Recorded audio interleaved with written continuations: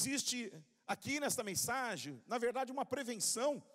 A forma que o escritor escreveu aqui à igreja é um sentido de preveni-los lá na frente, do futuro. Que assim como o povo foi privado de entrar na terra prometida, porque desobedeceu totalmente a Deus, a igreja também pode ser privada em parte das bênçãos de Deus, por causa também da desobediência e tantas outras coisas. Quando você olha para um mundo como hoje, e a gente está falando da ira de Deus, e aí você vê pequenos acontecimentos que eu quero pincelar aqui, a marcha para a legalização da maconha, liberação do aborto, a marcha gay, a marcha das vadias, legalização da união homoafetiva. Essa semana tivemos 2 homens, galãs da televisão se beijando na tua sala e você assistiu com seus filhos. Amém? Quantos assistiram aí? Ah, tá amarrado? Mas teve gente que assistiu. Agora tá amarrado, né? Passou na tua sala, a Globo Lixo passou na sala lá e você viu. 2 homens, 2 machos se beijando mesmo. E beijo de língua, eu acho. Eu não vi, não. Mas me contaram. Que não faltou mensagem para mim. Sai fora, não quero vou olhar isso aí. Gente, é o que está dentro da nossa casa. Que as pessoas assistem. Que grande parte da população do Brasil assiste isso. E que parece que vai ficar sendo normal quando uma criancinha está na sala e vê aquilo ali, 2 homens se beijando. Não vai demorar muito para ele estar beijando o amigozinho dele do colégio. O Joãozinho beijando o Pedrinho. Não vai demorar muito para acontecer. Quando você vê essas coisas, realmente, você fica pensando, como é que Deus vê isso, irmãos? Como é que Deus vê isso que está acontecendo no planeta, que está acontecendo no nosso país?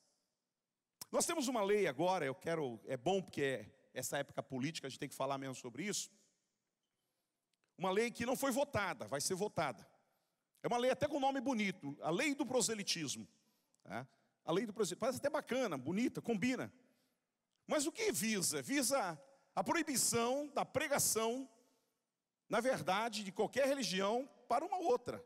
Ou seja, você vai ser impedido com o passar do tempo de bater na porta de alguém, ou de chamar alguém para conversar, ou para dar um folheto, ou para evangelizar, ou para convidar para a sua igreja. Você vai ter dificuldade com isso. Porque a lei do proselitismo é exatamente preservar as religiões, não deixar que um migre para outra. E não que a gente queira tirar ninguém de nenhum lugar, mas nós temos liberdade num país de pregar a palavra. E essa liberdade vai ser cerceada mascaradamente. Por que isso não foi votado? Porque o número de parlamentares que são católicos e evangélicos que estão lá, não vão deixar passar isso. Mas agora tem uma mudança. Daqui a alguns 20 dias vai ter uma mudança. Você vai escolher alguém. E alguém que você vai escolher, que você vai dar seu voto, pode simpatizar para essa lei, porque ela é bonita, ela é bem apresentada. Diz, não, realmente é legal isso, vale a pena, vamos fazer assim. E na verdade você está assinando, dando carta para alguém assinar uma lei que restringe o crescimento do evangelho. Porque o evangelho tem crescido no Brasil, irmãos. Ano passado eu tive com 2 prefeitos da região e todos 2 fizeram a mesma pergunta, em dias separados, em dias diferentes.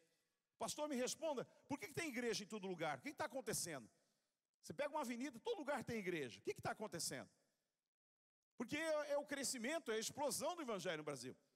E tudo que se destaca muito, irmãos, ele tem que ser, de certa forma, cerceado, porque a mente do mundo é essa, é não deixar haver um desequilíbrio. Tem que as coisas ficar num certo equilíbrio, num certo eixo. Isso parece bonito também. Leis que obrigam crianças a terem aulas na cartilha homoafetiva. Hoje uma professora me procurou e falou, pastor, eu estou quase pedindo as contas, sou concursado e tudo, estou sendo obrigado a ministrar aula para as crianças de 7, 8, 9 anos, numa cartilha, onde tem desenhos com a menina com a perna aberta e o menino abaixado olhando a vagina dela. Um livro que a gente põe a mão e que, quando põe a mão lá dentro, aparece um pênis. É isso que está dentro das nossas escolas, irmãos. Que está ali dentro, que está passando, que já é proibido em alguns lugares, mas eles insistem.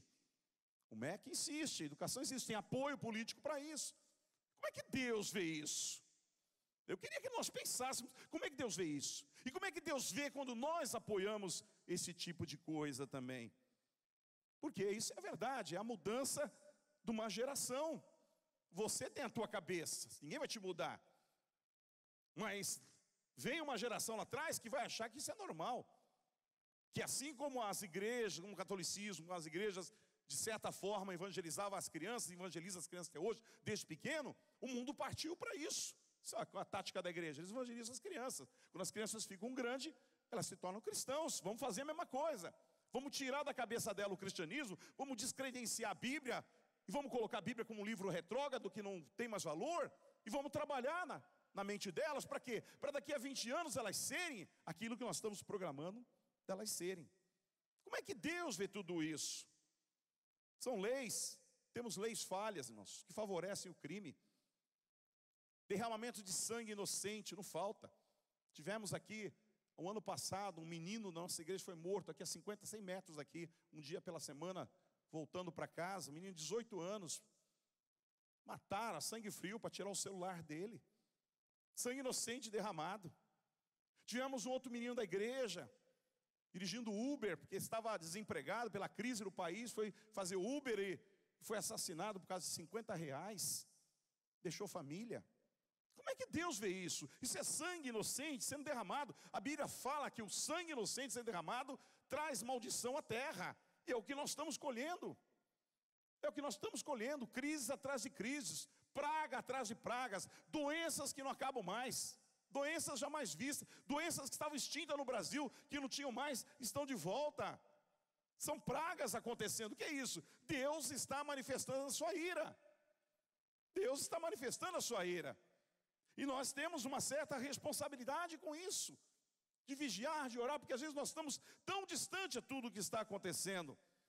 E às vezes, irmãos, me revolta em ver tantos cristãos defendendo ideias como essa que eu acabei de apresentar. Defendendo ideias. Porque tem hoje muitos partidos políticos, eles trabalham nessa linha. E mesmo você não procura saber. Tem gente ainda que faz assim, faz uma oração: Senhor, primeiro papelzinho que eu pegar no chão, eu vou votar. E vai lá e pega lá de um camarada que apresenta exatamente essas leis aqui, volta para ele. Você está dando carta para ele, carta em branca para ele agir no seu nome. Então é preciso que você tenha um pouquinho mais de juízo, ore um pouco mais. E principalmente nessa época, que não só a oração, que nós temos orado tanto, mas possamos ter uma ação mais efetiva, irmãos. Quem são as pessoas que nós vamos colocar lá? Quem são as pessoas que estão compactuadas com essas ideias? Eu vou dizer para você, como cristão não passa. Como cristão não passa. Você tem obrigação moral de dizer não a essas pessoas e procurar pessoas que tenham uma ideologia, pelo menos parecida, um pouco semelhante com aquilo que você crê. Mensagens no dia de hoje, como eu acabei de falar, sobre o juízo, são mensagens que quase não tem.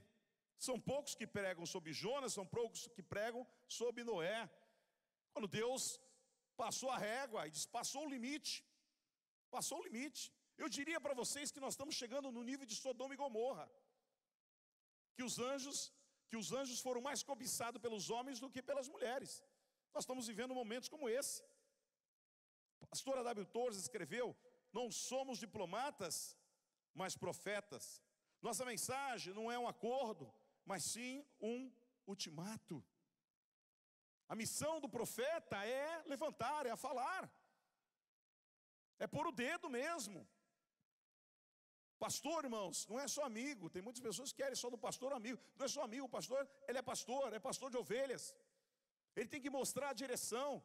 Mesmo que você corra o risco de ser processado, mesmo que você corra o risco de ser preso, não importa, teu compromisso é com a verdade. Antes de você ter um compromisso com o homem, você tem um compromisso com a verdade, e a verdade da palavra de Deus. Então é preciso que a gente tenha a liberdade, possa falar com franqueza.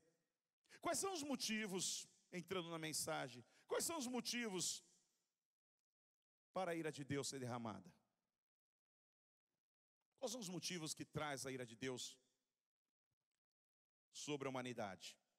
No texto que nós lemos, eu vou mostrar 6 motivos que nós encontramos aqui. Primeiro, a dureza de coração. a dureza de coração do ser humano. Quando se abre no verso 8, nós lemos o capítulo 3, pode deixar a Bíblia aberta no capítulo 3, porque nós vamos falar sobre o capítulo 3. No verso 8 diz: não endureçam o coração como na rebelião, durante o tempo da provação no deserto. Ora, o povo endureceu o coração. Coração duro rejeita a Deus. Coração duro não aceita as leis de Deus. Vai contra, se levanta contra.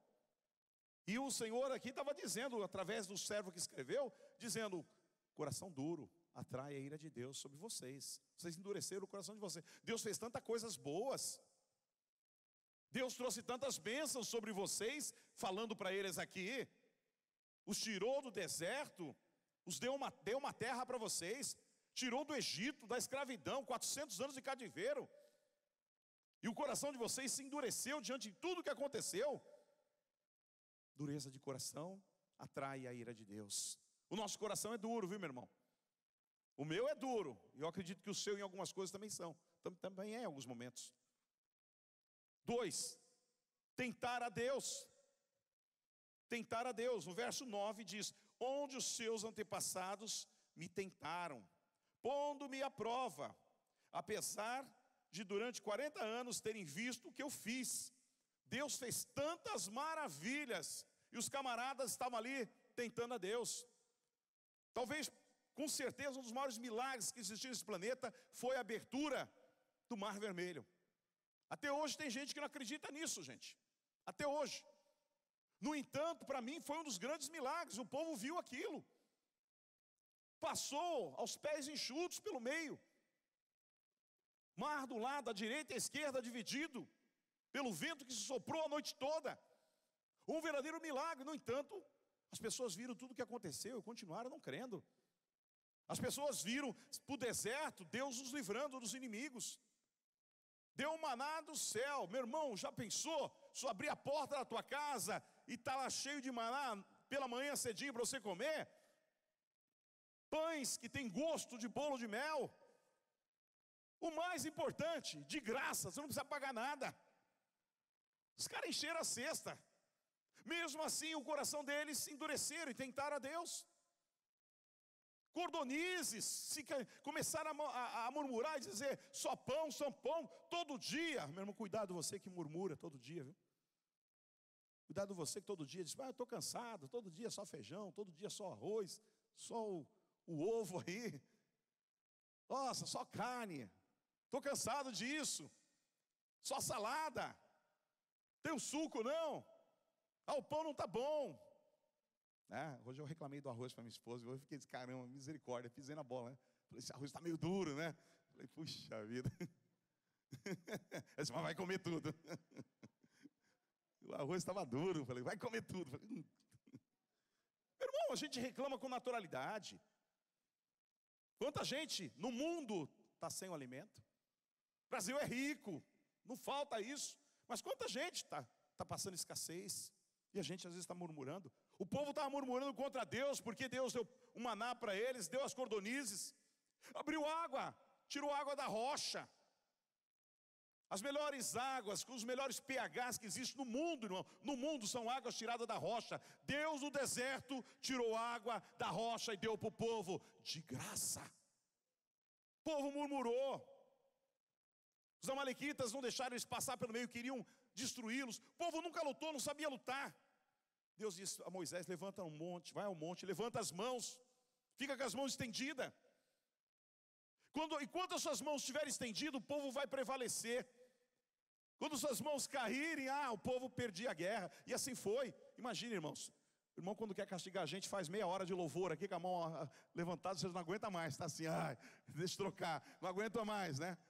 Imagine Moisés numa guerra com a mão estendida, não aguentava, a mão ia caindo e o povo perdia a guerra. Então vieram homens e sustentaram as suas mãos. As mãos de Moisés eram símbolos de bênção. Enquanto os líderes estão com as mãos levantadas para nós estamos sendo abençoados. Porque, irmãos, a autoridade vem dos céus, vem de Deus, e ela cai de cima para baixo e ela se espalha sobre nós.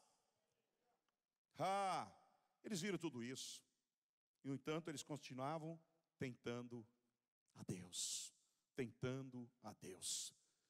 Será que nós não tentamos a Deus? Será que às vezes nós também não somos mal agradecidos?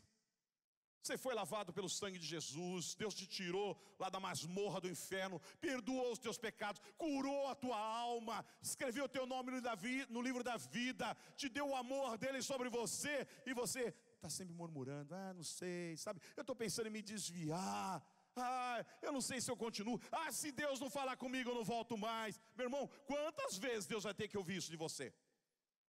Você não acha que isso é tentar a Deus também? Você não acha que isso você está tentando a Deus? Diz que a tentação trouxe a ira de Deus sobre aquele povo. Terceiro, se esquecer das maravilhas do passado. Quantas coisas boas Deus fez e o povo esqueceu das suas maravilhas. Quantas coisas boas Deus fez na sua vida. Quantas coisas boas Deus fez na minha vida. E nós temos facilidade de esquecer. Muita facilidade de esquecer, irmãos. No meio do povo uma ingratidão muitas vezes tão grande. As pessoas fazem um favor para você, você esquece, você acha que é obrigação, você não agradece, você não é grato. Sabe, o nosso Deus é um Deus de graça, é um Deus de gratidão. Quando 10 leprosos foram curados, apenas um voltou. E Jesus perguntou, cadê os outros 9? Sei lá, foram curados, mas um voltou para agradecer. Sabe, talvez seja já esse o dízimo, né? A 10ª parte. Se 10 são abençoados, um agradece. Os 9 não estão nem aí. Porque está no nosso coração, a dureza do nosso coração, e nem agradecer aquilo que recebemos. 4, ter um coração mau e infiel. Estamos vivendo dias que as pessoas têm um coração perverso. Hebreus 3:12. Leia comigo, diz lá, cuidado, irmãos, para que nenhum de vocês tenha um coração perverso e incrédulo. As pessoas estão vivendo dias de perversidade, de maldade. Querem ver o circo pegar fogo. Contam mentira, enganam. Na tua empresa onde você trabalha, se tu bobear, o cara te puxa o tapete. Não é verdade?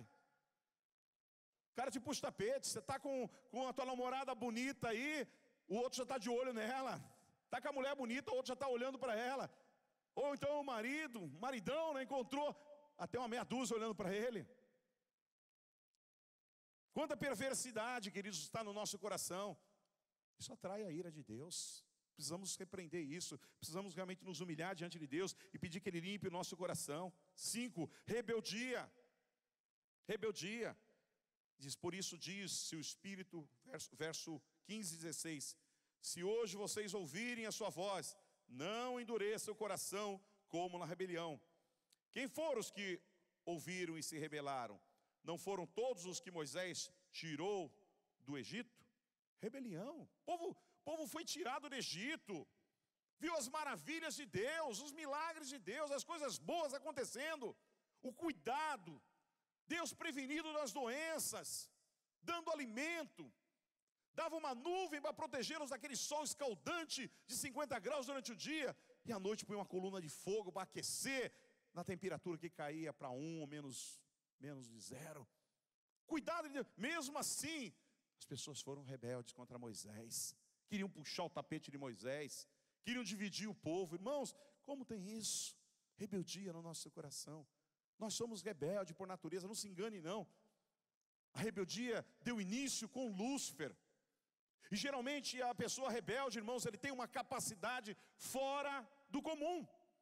Eu fico pensando quando eu leio, dizendo, quando Lúcifer estabeleceu o plano para dividir os céus, e diz que ele subiria acima de Deus, e seria mais alto do que Deus, e sentaria no trono mais alto do que Deus.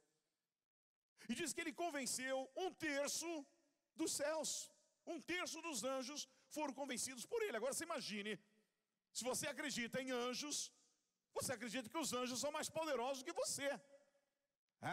Eles têm habilidade, eles estão numa outra plataforma que nós não estamos. E eles foram convencidos pelo Lúcifer, e trouxe-o com eles. Então, a rebelião é um perigo, quando nós nos voltamos contra Deus. Quando nós emprestamos o ouvido para alguém nos contaminar, ele pode ganhar o nosso coração. E a gente acaba, de alguma maneira, perdendo como perderam ali, que foi a derrota de Lúcifer e seus seguidores. Incredulidade. Sexto, no verso 19, vemos assim que por causa da incredulidade não puderam entrar na terra prometida. Se tornaram incrédulos, não creram, não confiaram na palavra. Se tornaram com seus corações, e hoje não é diferente. As pessoas também têm uma dose de incredulidade. Isso eu não acredito, isso eu não confio, isso eu não aceito. Eu não sei não. Deus pode ter falado com a sua palavra, mas você indaga, você inquire aquilo ali. Você não aceita. As pessoas estão com seus corações incrédulos. E a Bíblia diz que na cidade que Jesus foi, que foram cidades que foram cheias, cobertas de incredulidade, ali não houve sinal nenhum. Onde existe incredulidade não há milagre. Onde existe incredulidade não existe manifestação do poder de Deus. Para a manifestação do poder de Deus acontecer, é preciso que o nosso coração esteja entregue, que possamos crer de verdade, senão nada acontece, irmãos. A maior arma do cristianismo é a fé.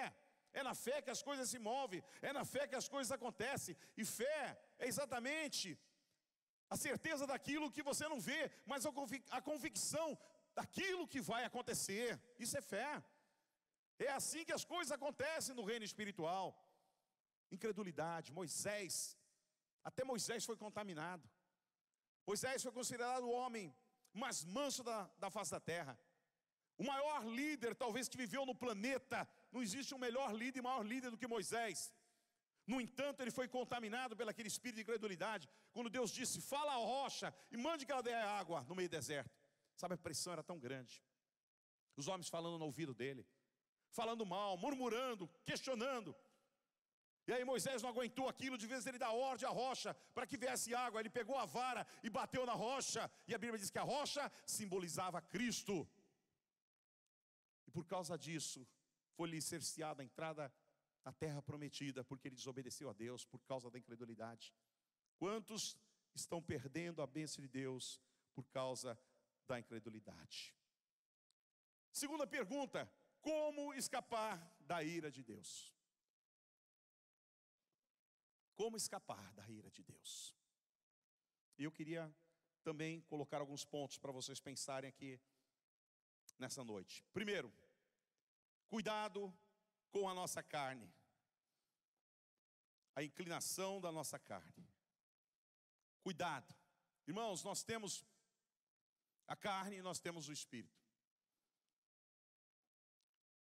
Hebreus 13:12 diz: cuidado, irmãos, para que nenhum de vocês tenha o coração perverso e incrédulo e se afaste de Deus. Cuidado com a inclinação da nossa carne. A carne gosta de sangue. A carne gosta de rebeldia. A carne gosta de ver o circo pegar fogo, como eu acabei de falar agora. A carne gosta daquilo que é proibido. A carne gosta daquilo que é contrário. A carne não compactua com o plano de Deus. O teu espírito, sim, o que está lá dentro, ele te leva mais perto de Deus. Ele tem sede de Deus, ele tem fome de Deus, ele quer agradar a Deus, ele quer andar com Deus, mas a carne não. A carne é o contrário. E muitas vezes se debruçam diante da carne, irmãos. Paulo, escrevendo ao livro de Colossenses, no capítulo 3, no verso 2 e também no verso 5, ele diz: mantenham o pensamento nas coisas do alto e não nas coisas terrenas. Ele nos alerta para quê? Que o nosso pensamento esteja voltado para as coisas de Deus também. Que não devemos pensar apenas nas coisas humanas, mas nós devemos pensar nas celestiais. Porque as coisas humanas, irmãos, elas subsistem aqui 40 anos, 50 anos, 60 anos, 70 anos, 80 anos, 90 anos. Aí já começa a ficar difícil. De vez em quando encontra algum cenzinho aí, mas muito difícil, acaba. Agora o Espírito não, o Espírito é eterno, ele vai para sempre ao lado de Deus. Ele vai para sempre para a eternidade. A eternidade não tem fim, irmãos. E a eternidade é bem clara quando Jesus apresenta que é o tormento eterno ou o paraíso. A escolha é feita aqui. Nós gastamos mais tempo com coisas terrenas, nós preocupamos, gastamos nosso investimento, desgastamos com coisas terrenas, que coisas vão passar e que coisas vão acabar, com coisas que nós acreditamos, que lá na frente já não acreditamos mais, e aquilo que é eterno, que viverá para sempre, nós desprezamos. É assim que a carne age.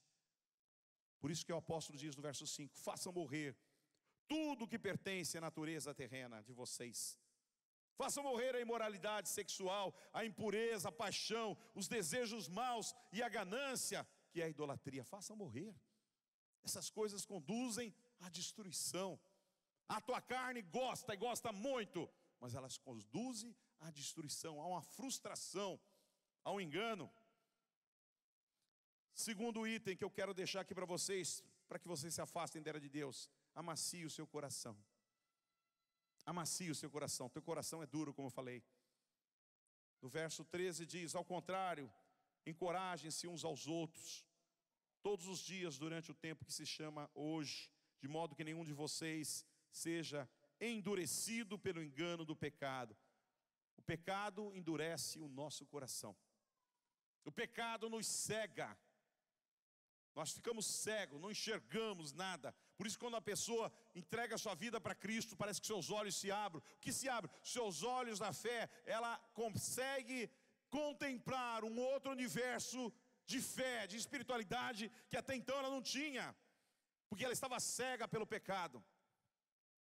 E muitas vezes os cristãos que já passaram por esse processo voltam para o processo do coração duro. Precisamos amaciar o nosso coração, queridos. A única coisa que pode amaciar o nosso coração é a palavra de Deus. A palavra de Deus é como um maçarico que é colocado diante do coração. Você entra aqui duro, você entra aqui com o coração ranzinza, né? Você entra aqui com o coração cheio de rebeldia, cheio de incredulidade, cheio de desconfiança. Mas sabe quando a palavra de Deus começa a bater no teu coração, ele começa a amolecer o teu coração, e a palavra de Deus começa a cair sobre o teu coração e começa a lavar e a purificar, porque o Espírito Santo tem força para fazer essa obra na tua vida.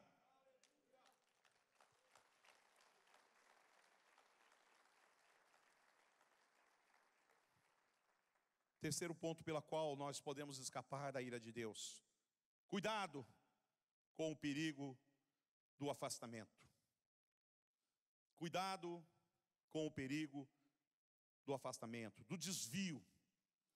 Verso 10 diz: por isso fiquei irado, Deus falando, fiquei irado contra aquela geração e disse: o seu coração está sempre se desviando, e eles não reconheceram os meus caminhos. Cuidado com o desvio. Você se afasta um pouquinho, depois você quer voltar, não consegue mais. A volta é muito difícil, irmãos, porque você expõe o nome de Cristo à ignomínia. Você nega o sacrifício. Jesus morreu por você. Imagine o plano de Deus. Diz que esse plano foi arquitetado antes da fundação do mundo. Antes do mundo existir, Deus planejou como derramar o seu grande amor sobre a humanidade, enviando o seu único filho um dia para nascer e para morrer por nós na cruz, para resgatar-nos dos nossos pecados e consequentemente nos libertar do império das trevas, a qual assenhorava-se os nossos corações. E nós fomos libertos então e lavados por esse sangue, purificados por esse sangue. E aí você passa então a contemplar as belezas, a mensagem celestial, ao maná do céu que cai sobre o teu coração, aos rios de água viva que fluem dentro da tua vida, a paz celestial que só Jesus pode dar, e gozar de todas as bênçãos de Deus. Como isso é maravilhoso! Mas aí de repente parece que você endurece seu coração, e pouco a pouco você vai se afastando do caminho de Deus, vai se afastando. E quando vê, você está longe, está distante. É como que você desce as costas para Deus. Tudo que Deus fez na sua vida de bom, tudo que Deus fez na sua vida de maravilhoso, de lindo, é como que você desce as costas. Você diz: não, agora não quero. Até acredito nisso, mas sabe, agora dá um tempo, agora não quero. Quanta gente faz isso, irmãos? São milhões. Quantas pessoas? Isso atrai a ira de Deus. E o texto diz, uma advertência: cuidado. Quando você passa em algum lugar perigoso, tem uma plaquinha de advertência, né? Você entra no shopping, ali tem gás, tem eletricidade, está lá uma caveirinha escrito danger. Agora estão pondo perigo, né? Primeiro é coisa de americana, danger, não, agora é perigo. Ninguém vai lá mexer naquela eletricidade, ninguém vai abrir aquele registro lá, porque é uma área de perigo. Você está dirigindo o carro lá, tem uma placa lá de advertência: olha, estrada perigosa, buraco, mas devagar, você diminui. Está chovendo, diminui a velocidade, risco, deslizamento. Curva acentuada à esquerda, você diminui a sua velocidade. Você passa em frente de uma casa com o teu amigo, aquele portãozão fechado, está uma plaquinha: cuidado, cachorro bravo, cão bravo. Você já viu alguém enfiar a mão lá dentro? Lá, deixa eu ver se tem cachorro bravo mesmo. Deixa eu pôr a mão aqui e deixa lá a mão para ver se o pitbull pega. Ninguém faz isso, porque sabe que isso vai lhe trazer um prejuízo na sua carne, no seu corpo. As pessoas tentam evitar, porque sabem que aquela é uma área de perigo. Mas quando Deus foi na sua palavra, diz: perigo, cuidado. Você não tem o mesmo cuidado. E você está tratando de alguma coisa que é material, que é físico, que vai acabar. Se tu ficar sem uma mão, se ficar sem um pé, é lógico que é um prejuízo tremendo, meu irmão, mas você continua aí. Nós estamos falando de alguma coisa celestial, que é para sempre. De alguma coisa que dá continuidade, que é eterna. E mesmo tendo as advertências que nós lemos aqui, de cuidado, para o coração não endurecer, nós ainda ignoramos muitas vezes e não damos ouvido. E muitos ainda se afastam e se desviam. O julgamento existe. O amor existe, o amor foi derramado. Mas também tem o julgamento. O julgamento virá. Quarto, obedeça os seus líderes. Hebreus 13:7. Obedeça aos teus líderes. Aliás, Hebreus 3:7. Assim como diz o Espírito Santo: hoje, se vocês ouvirem a sua voz. Hebreus 3:7. Hoje, se ouvirem a sua voz. Como é que você ouve a voz do Espírito Santo? Quando você pega a Bíblia em casa e lê. Tem dias que você levanta, vem um pensamento que Deus coloca na tua mente, no teu coração. Tem dias que você tem um sonho. Mas na grande maior parte, como é que Deus fala com você? Usando homens, usando pessoas, usando o teu pastor, ou teus líderes. Irmãos, os pastores, os líderes são tão falíveis quanto você. Eles têm tantos erros quanto vocês. E eu não me acho diferente. Eu acho que sou pior do que um monte de gente aqui. No entanto, quando você sobe aqui para ministrar a palavra de Deus, você vê que não é a mesma coisa do que está sentado aqui. Que alguma coisa que vem de Deus na tua vida te inspira para poder falar e ensinar. Porque a autoridade, meu irmão, ela não vem da terra. A autoridade, ela vem de Deus. Quem escolhe não é o homem, quem escolhe é Deus. E o texto diz: lembre de seus líderes que transmitiram a palavra a vocês. Observe bem o resultado da vida que tiveram. Imitem sua fé. Agora sim, Hebreus 13:7. Sabe, há um plano satânico para descredibilizar a palavra do líder, a palavra do pastor. Porque a ovelha, meu irmão, as ovelhas vivem juntas. Quando uma ovelha sai e começa a ficar sozinha num canto, ela corre o risco de ficar presa numa toceira e ninguém a vê. Ela corre o risco do abismo. E ela corre o risco do quê? Do lobo pegá-la e devorá-la. Então o pastor, ele está ali vigiando, ele está ali olhando. E ele não tem medo de lutar com o lobo, ele não tem medo de buscar a ovelha que muitas vezes está precisando de ajuda. Por isso que o texto diz: obedeçam. Esse plano, irmãos, é o quê? É desviar. É fazer com que as pessoas devagarzinho não acreditem. E desde da faculdade, dos colégios, hoje nós já temos uma geração que é ensinada a isso. Uma geração que é ensinada a inquirir, a questionar. Não, peraí, o pastor falou, mas não é assim. Mas nem de ir na palavra vão. Porque os cristãos de Bereia, quando o apóstolo Paulo escreveu a eles falaram: peraí, Paulo, nós vamos consultar se é exatamente assim. E as pessoas nem consultam, elas já estão preparadas para dizer não, para não aceitar. Obedeçam seus líderes e submetam-se à autoridade deles. Eles cuidam de vocês como quem deve prestar contas. Obedeçam-lhe para que o trabalho deles seja uma alegria e não um peso, pois isso não seria proveitoso. 13:17 de Hebreus. Obedeçam os seus líderes e submetam a autoridade deles. O líder tem autoridade, a autoridade vem de Deus, irmãos, não é do homem. Autoridade vem de Deus, não é do homem. Eu me lembro que quando eu entrei nesta igreja, não tinha o nome de Peniel ainda. Era a congregação de uma igreja em São Paulo. Eu vim de uma igreja em que não se falava muito sobre o Espírito Santo, então eu não sabia nada sobre o Espírito Santo. Então eu tinha aceitado Jesus, mas ainda não vivi uma vida como tinha que viver. E eu fui numa reunião em que havia oração ali, em busca pelo Espírito Santo. E naquela reunião, Deus me encheu com o Espírito Santo, uma coisa maravilhosa. Meu coração queimou. Eu chorei muito, tremi muito, eu não sei explicar que experiência maravilhosa é aquela. E de repente o pastor, que foi aquele meu primeiro pastor, pastor Valdemar, virou para mim, estava assim bem perto de mim, coisa de 3 metros, e pegou essa Bíblia e disse assim: ó, come isso aqui, está vendo isso aqui? Come isso aqui. Eu nunca mais esqueci, irmãos. Aquilo ficou no meu coração. Nunca mais esqueci. Fiquei pensando que se ele falasse assim, insistisse um pouco mais e colocasse perto de mim: come isso aqui, eu acho que eu ia abrir a boca e ia dar umas mordidas mesmo. Porque o novo convertido, ele faz.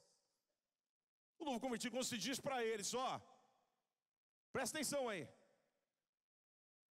Não foi a baleia que engoliu Jonas, foi Jonas que engoliu a baleia. Ele vai falar amém. Opa, pela fé eu creio. É ou não é? Pela fé eu creio, ó. Ele crê na palavra, se está na palavra de Hoje as pessoas são ensinadas a desconfiar da palavra. Hoje as pessoas são desconfiadas a não aceitar o que está na palavra. E devagarzinho vai se tirando um negócio aqui, vai se tirando o outro aqui, e ponto final. Encorajem-se uns aos outros, meu irmão, diz o texto. Hoje, agora, já. Converse, ligue. Confronte as pessoas. Isso é uma forma de nós fugirmos da ira também. Ajudar as pessoas. Quantas pessoas precisam de ajuda? Quantas pessoas precisam ser confrontadas? Quantas pessoas estão sempre falando, como eu falei aqui agora há pouco, que vão se desviar? Que entraram aqui e disseram: hoje, Senhor, é meu último dia. Se nada acontecer, se o Senhor não falar comigo, eu não vou mais para a igreja. Meu irmão está fazendo isso 50 vezes já. Para com isso. Olha para esse irmão que está ao teu lado. Fala para ele: meu irmão, quero te encorajar. Não se desvia não, é você que está querendo se desviar? Não é ele não. Mas nós precisamos encorajar as pessoas.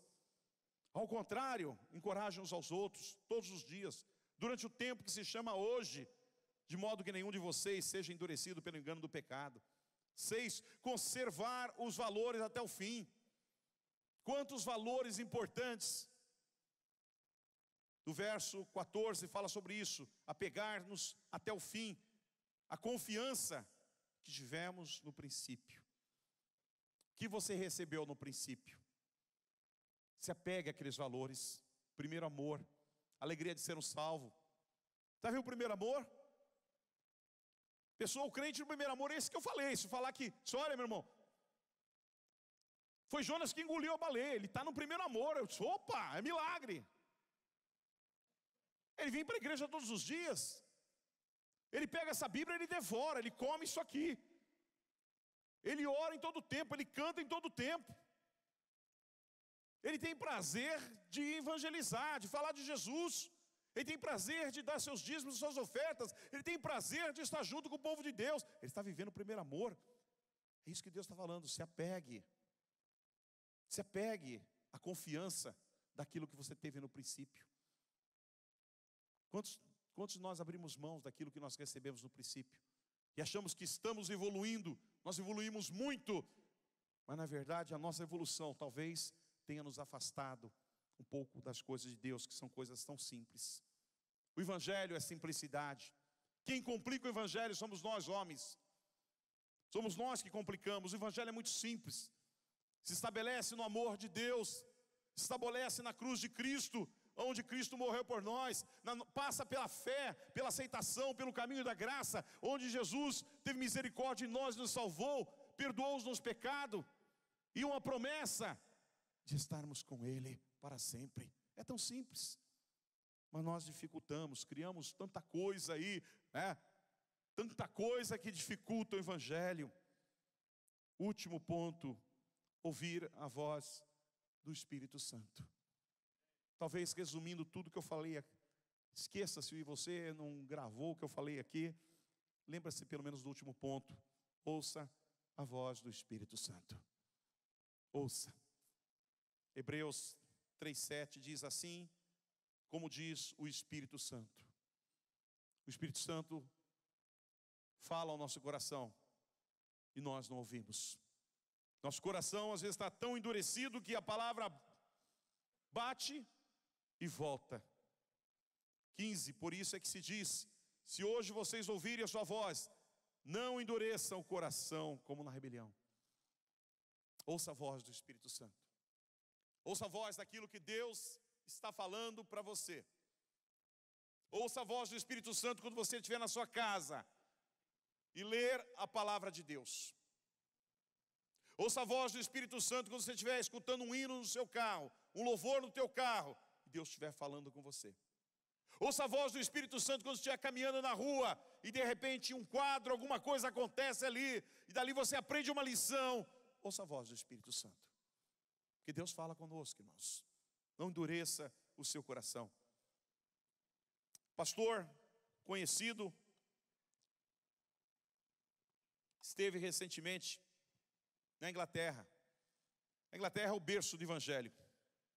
Dali saíram os grandes pregadores, os grandes missionários. Se o mundo foi colonizado pelo Evangelho, irmãos, foi da Inglaterra que saíram.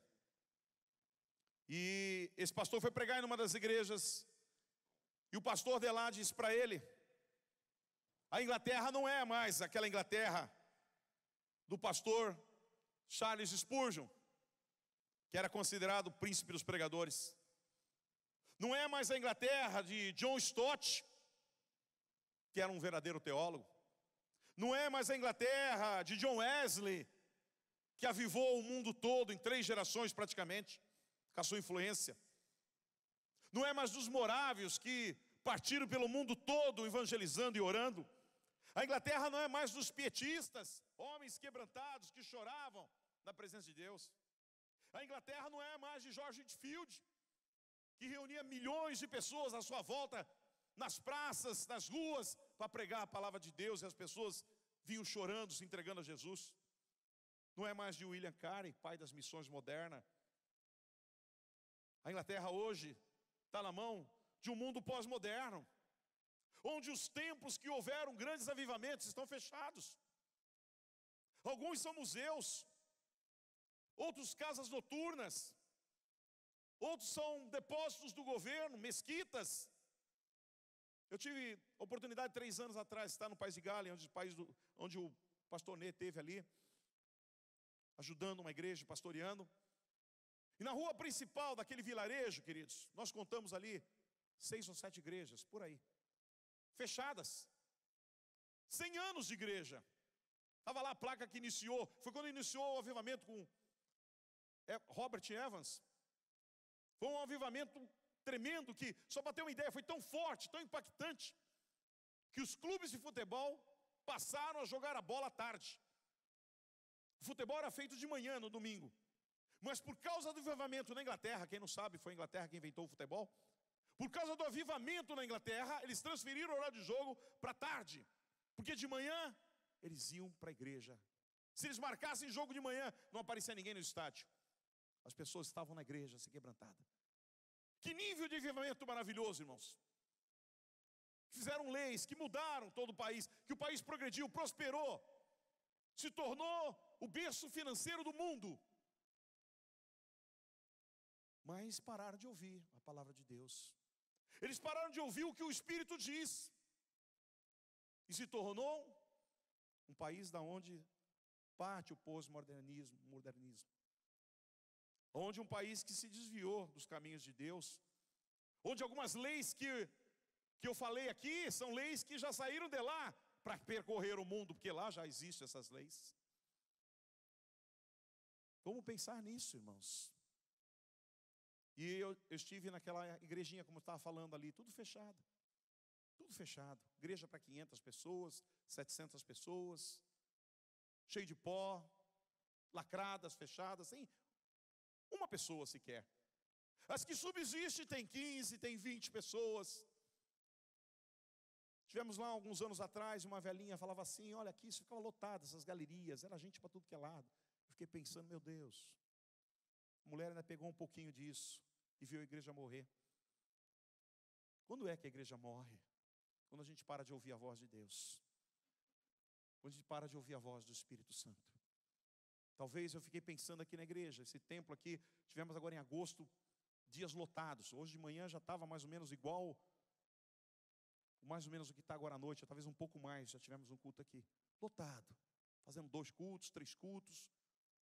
Tivemos eventos aqui que pararam a rua, que não tinham de parar os carros, trouxe problema com os vizinhos, coitado deles aí, por causa da quantidade de carro que não tinha de colocar.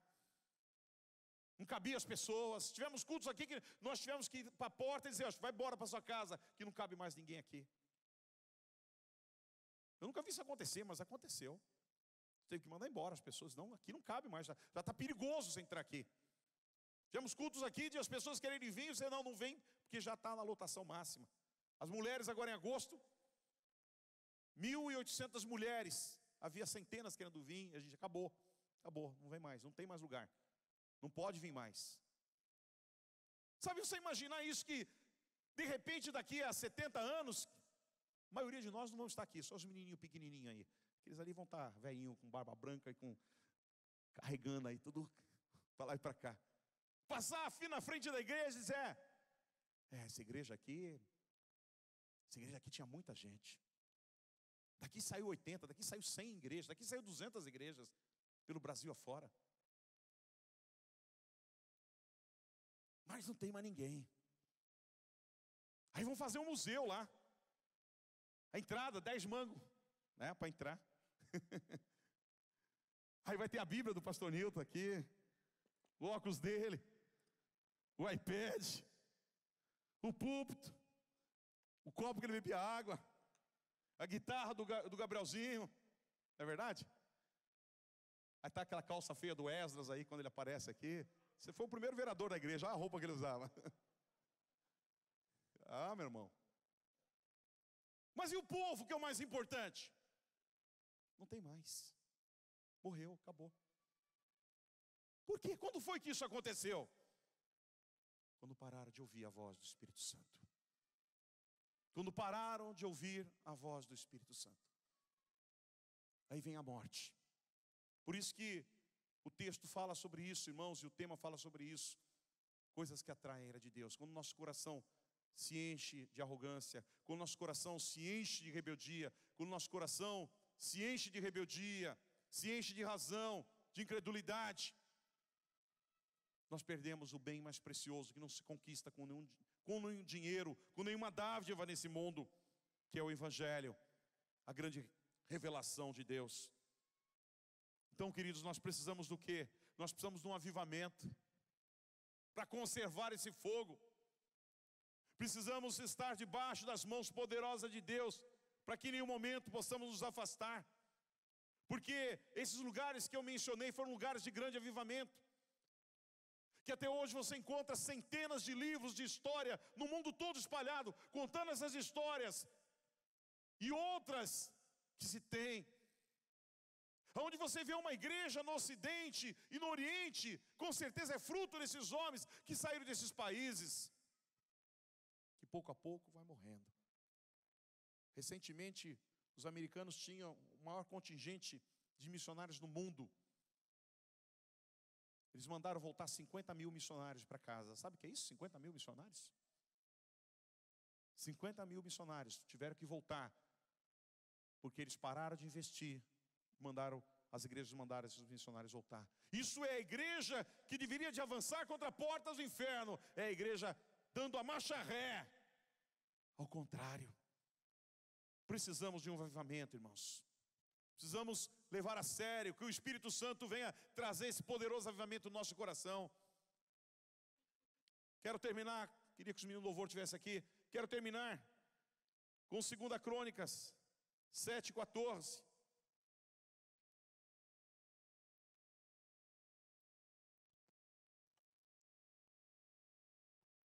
Se meu povo, que se chama pelo meu nome, se humilhar, orar, buscar a minha face, se converter dos seus maus caminhos, aí Deus disse: eu ouvirei dos céus, perdoarei os seus pecados e sararei a sua terra. Meu querido, você quer um avivamento? Quer ou você está bom assim? Você quer passar por aqui assim, deixar que as coisas morram, que a obra de Deus pare com o passar do tempo? Eu sei que ela não vai parar nos próximos 30 anos, mas tenho dúvida se nos próximos 50 ela vai continuar. Porque a geração que vem aí é uma geração corrompida, é uma geração sem valores, é uma geração que vai perder o amor. Amor aos pais, amor à família, porque não tem referência de família, não tem referência de pai. E eles vão perder isso. Eles vão ter muito ódio e muita frieza no coração. Então é uma geração que vai se perder, é uma geração que talvez não ame a Deus. Vai depender muito de nós, do que nós fazemos aqui. Vai depender muito daquilo que nós semeamos, ou começarmos a semear para que possamos ter uma lavoura abençoada lá na frente. Vai depender muito daqueles que os nossos filhos, que convivem conosco, possam ver o que nós estamos fazendo, para pegar o bastão e dizer: pai, você vai parar, mas eu vou levar isso. Pai, mãe, eu sei que vocês vão parar, mas a hora que vocês pararem, eu quero dizer que eu vou pegar esse bastão e eu vou levar mais longe do que vocês levaram. Vai depender disso, irmãos. Se Jesus não voltar, vai depender disso. Precisamos de um avivamento. O nosso coração precisa queimar pela paixão de Deus. Precisamos nos abrigar debaixo da poderosa mão de Deus. Se meu povo, que se chama pelo meu nome, orar, se humilhar, se converter os seus maus caminhos, diz o Senhor, e buscar a minha face, perdoarei os seus pecados, ouvirei dos céus, perdoarei os seus pecados, e sararei a sua terra, sararei a sua família, sararei as suas finanças, sararei a sua vida espiritual, sararei aquilo que está à sua volta. É promessa de Deus. Mas nós precisamos conservar essa palavra, esse amor de Deus em nosso coração. Vamos ficar de pé, em nome de Jesus. Glória a Deus. Glória a Deus. Feche os teus olhos. Queria te convidar a orar um pouco na presença de Deus. Usar esses momentos para fazer uma consulta da sua alma, no seu coração. Ah, meu Deus, será que eu estou atraindo a tua ira sobre a minha vida? Será que eu estou ajudando a tua ira a ser disseminada nesse universo? Como é que Deus vê tudo isso, irmãos? Eu sei que algumas vezes na terra e no mundo Deus deixou de fazer algumas coisas por causa dos homens que intercederam e pediram misericórdia.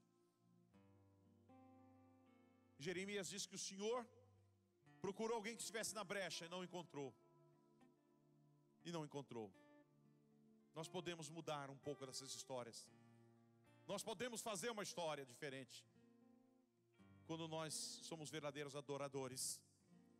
Quando o nosso coração está voltado a um avivamento, a uma busca de continuidade, não de interesses, na presença de Deus. Vamos fechar os nossos olhos. Gabriel, louva ao Senhor. Glória a Deus. Queria convidar os pastores que estão aí, líderes, para estarem orando conosco aqui, ministrando. Se mais alguém quer receber esta oração, que você venha. Se você gostaria de entregar a sua vida a Jesus, que você venha também, em nome de Jesus, nesse momento. Glória a Deus. Se você não consegue ouvir mais a voz do Espírito Santo na sua vida, é noite de você dizer: Deus, eu quero voltar a ouvir a voz do Espírito Santo na minha vida. Aleluia.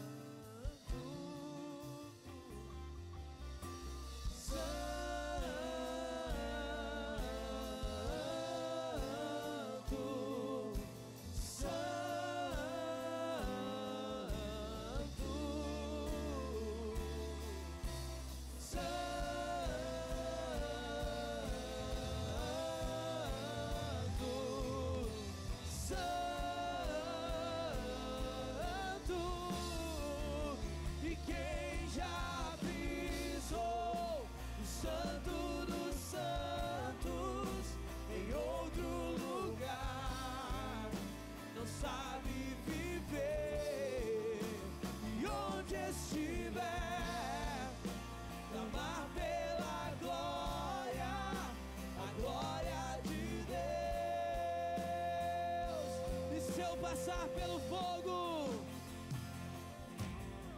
e se eu passar pelo fogo, eu não temerei na tua fumaça de glória.